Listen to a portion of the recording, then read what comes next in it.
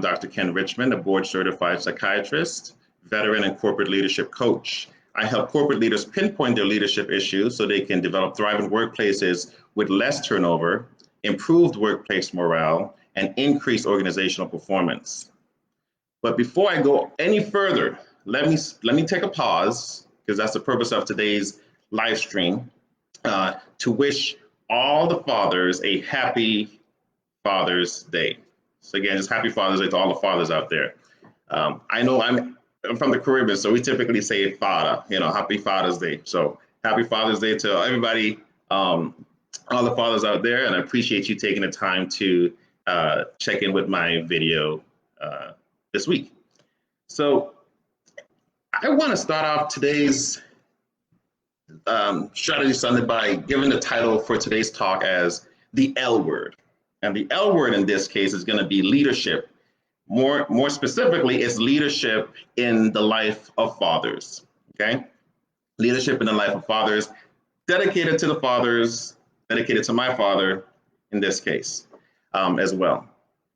So just to kind of give some background, give you guys a sense of who I am a little bit more. So I'm one of 9 siblings, right? I am the second oldest of my 5 brothers and 3 sisters. We grew up in St. Croix, Virgin Islands. So I did most of my schooling, at least as far as high school, in the Caribbean, and then came to the United States thereafter for all the other schooling that I've done. And, looking back, just taking some time to reflect on Father's Day at this time, I started thinking about the sacrifices that, at least for me, I didn't really pay attention to when I was growing up.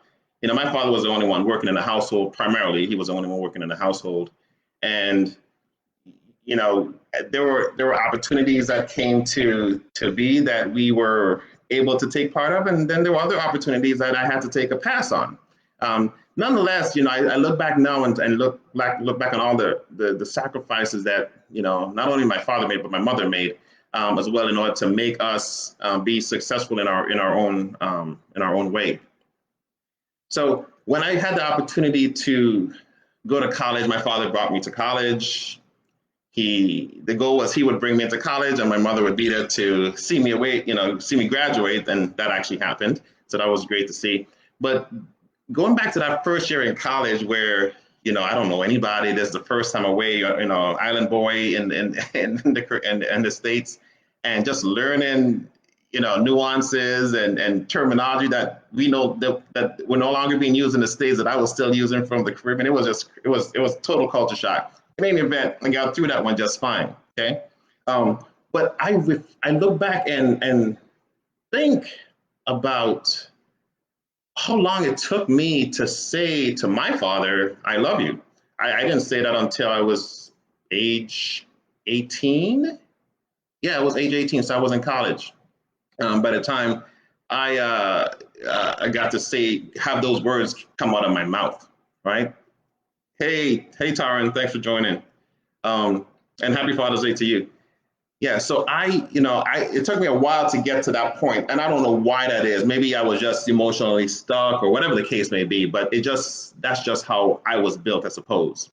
So when I had the opportunity to write my first book, which is called Mental Blocks, A Concise Corporate Guide to Employee Mental Health, I dedicated to them. I dedicated to my mother and my father. I even mentioned my father in the book, and there's some context to that, because he ended up having a health issue, which affected his health, and over the years, gradually, caused some decline to happen. But I think back to even times when I would just pick up the phone and just call him up and say, "Hey, the car is making this noise. What is it about?" Because I'm not a car person. The minute I hear a squeak, I'm going to the mechanic, right? That's just how I roll, I would say. But there were other times when I was like, "No, I don't think that's the issue." And he would just make this statement. He would say, "Don't get hot. Don't get hot." And I was like, "Why is he always telling me don't get hot?" Because I would have a little edge to me, or I would call it just stubbornness. He would call it something else, of course. But yeah, it was just a matter of just a matter of being able to take a few steps back and recognize where he was coming from, learn from his experiences. And it wasn't like he was trying to be harmful or anything of that sort. But when you're young and you think you know everything, you may kind of have a little bit of back talking that you'll end up doing. So in any event, I dedicated the book in part to him and my mom as a way to show my appreciation to them, also to honor them, right? Where was I ever thinking that I would be writing a book? But in any event, I wrote one, and I just wanted them to be part of that that experience. Because again, I wouldn't be this far, I wouldn't be here if not for them, right? I know that goes without saying. I know somebody's going to say that's so obvious. However, I just want to make sure I emphasize that. I wouldn't be here without them. Their love, their sacrifices, and just their support. And I'm not a father, but for the fathers out there, those are things that I know you are doing. You may want to do a little bit more of, and everybody's circumstances is a little different. So that I definitely understand that piece of it. Okay, but right now I want to talk about at least 3 tips, and then the strategy that associated with those tips in terms of how to make leadership in the life of fathers more robust, right? More meaningful. Take it to another levels, if I can use that term. Okay. So what I want to say, the first tip is to show up. I'm gonna just list the tips first, and then we'll break them down afterwards. The first tip is to show up, right? So second one is to be, and I put in parentheses, more transparent. The other word I use for that one is to over communicate. Okay. And the third tip that I want to talk about is being more vulnerable. Being more vulnerable. So again, the 3 tips are show up, be more transparent, and be vulnerable. So let's break down the first one, showing up. Now, this doesn't mean physically showing up to a kid's game and physically being there and all those other things. It also means creating that emotional bond that sometimes other people, outsiders, well, even family members, they can't describe it. It is just a bond that you have with your child, your loved one, your significant other, right? But that role that you have, and that your ability to be present in that person's life, that child's life, is so critical to how they develop over time. And so we can say, similar to a leadership standpoint where, leadership is seen as an action word, so is fatherhood and how the leadership interplays with that. They both require some degree of action, right? Because when you show up, when you're physically there, there's no confusion, right? In fact, it just adds clarity to your role in that person's life, that role that you're serving, and who you're serving, right? Just clarity, okay? The second one is to be more transparent. I just simply call that to over communicate. Over communicate. So as I mentioned in my story, I didn't tell my father I loved him until I was age 18, right? That's my earliest memory of that. So that tells you something.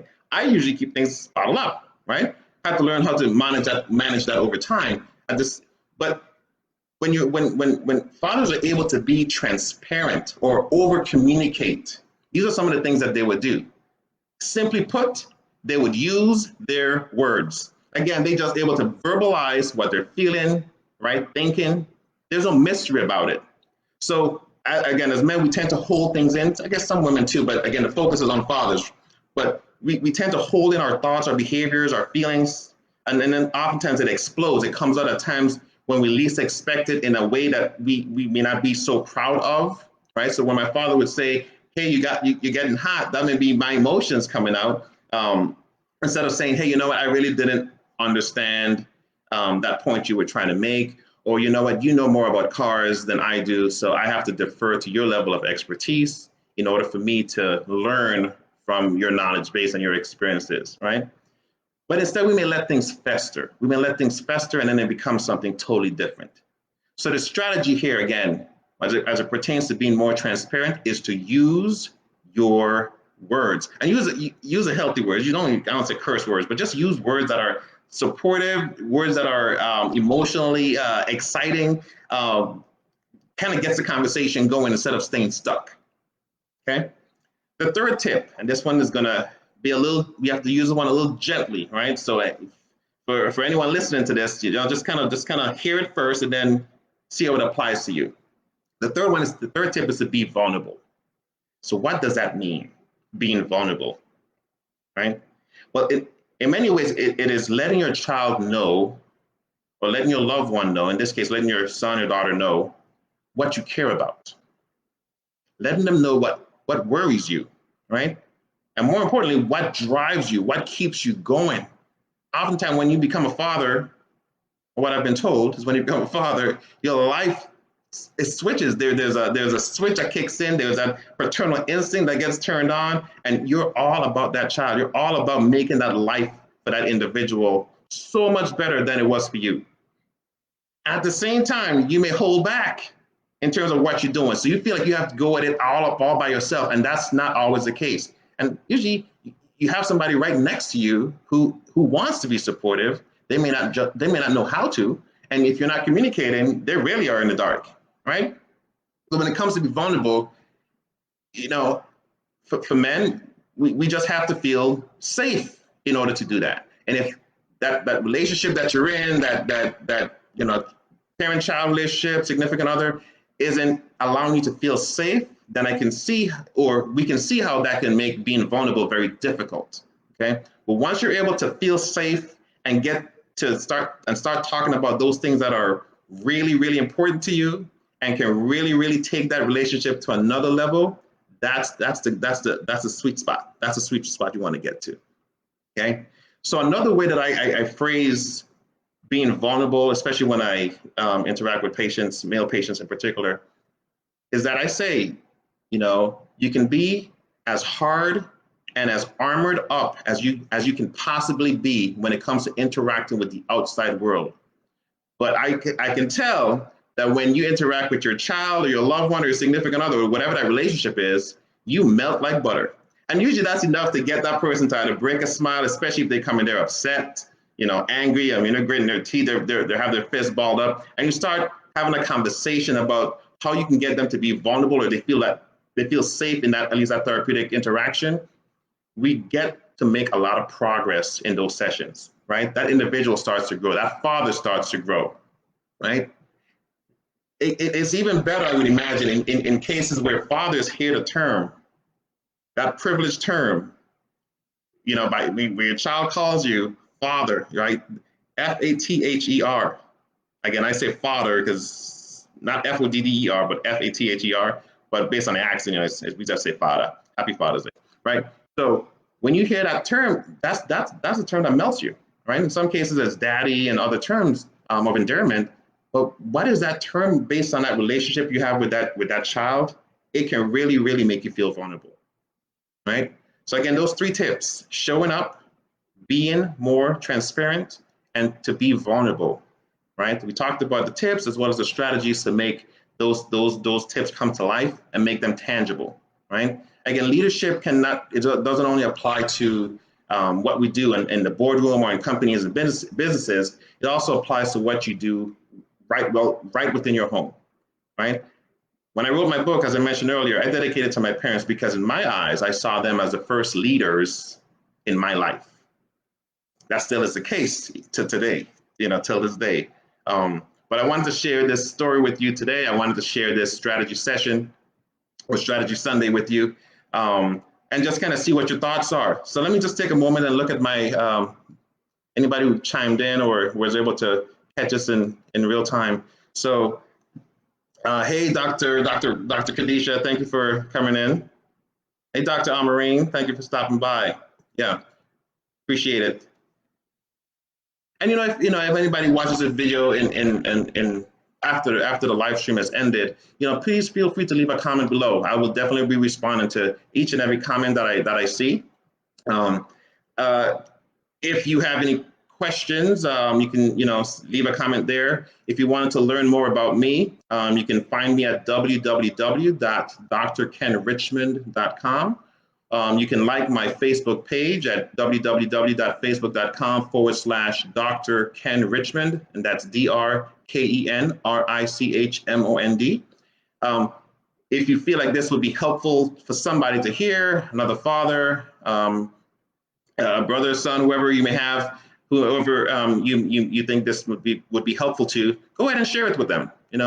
I think it would say a lot about you and how you view that relationship. Yeah, so I think that's pretty much it. That's all I have for today, or this week. And I actually may check in with you guys in the middle of the week. I'm still trying to figure out a day when I can do that more consistently. But I really appreciate you signing in, checking out this video. And hopefully it's something that resonated with you. Again, I am Dr. Ken Richmond, a board certified psychiatrist, veteran, and corporate leadership coach. I help corporate leaders pinpoint their leadership problems so they can develop thriving workplaces with less turnover, improved workplace morale, and increased organizational performance.